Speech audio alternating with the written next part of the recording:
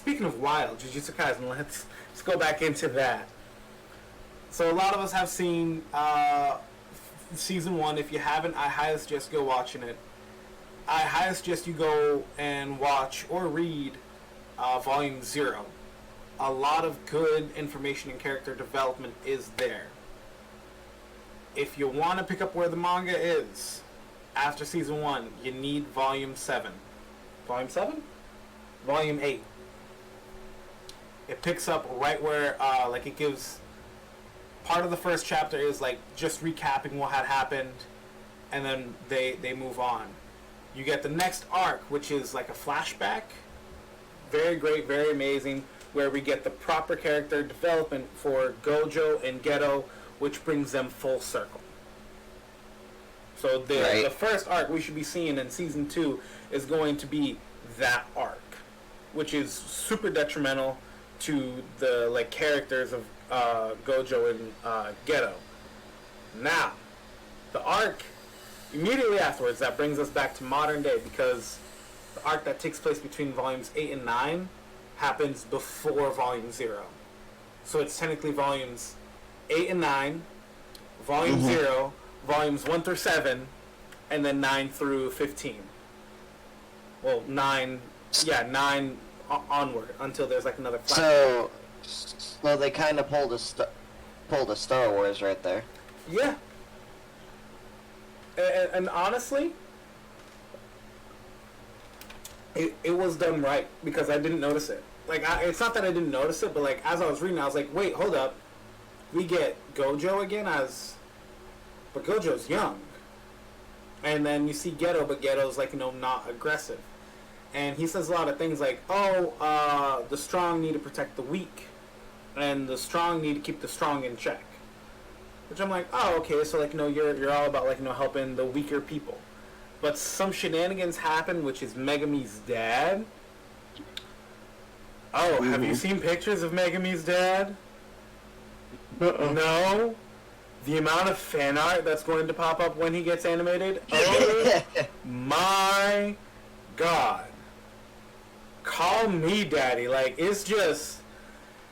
Ooh, he's built like Jotaro Kujo, but sexier. Yeah. Oh, dude, he is built different. He's built different, and his thinking process is much higher. Well, mind you, he's like maybe roughly 20 years old, so he's like probably about like 5 years older than Geto and Gojo.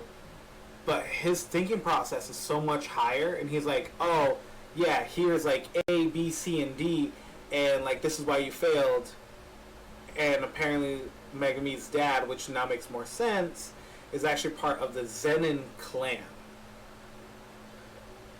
If you didn't know, or for anyone that's watching that didn't know. And he left, he got married, and he took his wife's last name. That's why Megumi's last name is Fushiguro instead of Zenin. Even though that he has a familial trait from the Zenin, like that's why, is also because like he is that like he's meant to be like the next head of the family. Right. Which happens later on, but that's neither here nor there, and that's not really important. Which is why some people, the blood dude that we meet from season 1, he's like, oh, like you're Shikigami user, and so like I need to keep my distance from you and whatnot. And he's like, yeah, no, I'm just here. I'm built different because I was trained by the head of the Gojo clan. Because he sees my potential and he knows like what good I can do. Which is one thing that I thoroughly enjoy from Daddy Gojo, is that like he sees the potential and he's like, yeah, no, I want you on my side, not on their side. But the Shibuya arc, a lot of my friends tell me we are not ready. I will reiterate that statement right now. We are not ready for the Shibuya arc at all. Shibuya is... It changes the shift of the story from what we've seen, because we've been seeing like more happy-go-lucky, some kind of life or death fights. Shibuya is dark. Like, from the jump. Dark, because it's pure chaos, and it happens all within like hours. Right. Like all of Shibuya, which is roughly 7 volumes, all happens within a few hours. Dude, that's insane. But that's me, and that's how I think. But I find it honestly insane. Right. Shenanigans happen, and we find out why Yuji is so OP from the jump.